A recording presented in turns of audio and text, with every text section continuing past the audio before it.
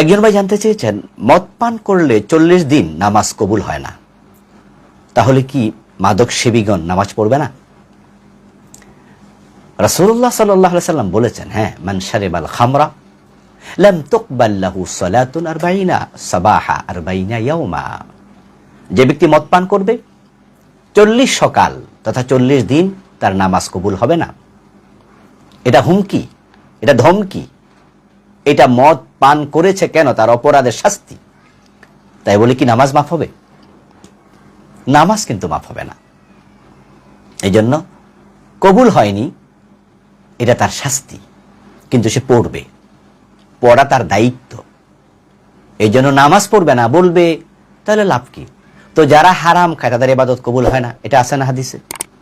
তাই বলে কি যারা হারাম খায় তারা ইবাদত করা বন্ধ করে দেবে? বন্ধ করবে না। এখন ব্যক্তির বুঝটা যদি ক্লিয়ার হয়, সে বোঝে, আরে হারাম খাইলে যদি ইবাদত কবুলই না হয়, তাহলে ইবাদত করে লাভ হইল কি? ধরা তো খাবো।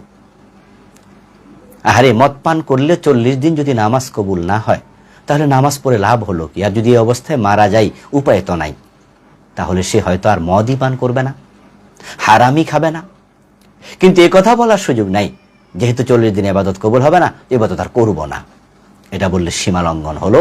মদ পান করা একটি গুনাহ, নামাজ ছেড়ে দেয়া আরেকটি গুনাহ, সে ডাবল গুনাহে গুনাহগার হয়ে যাবে। প্রিয় ভাইরা,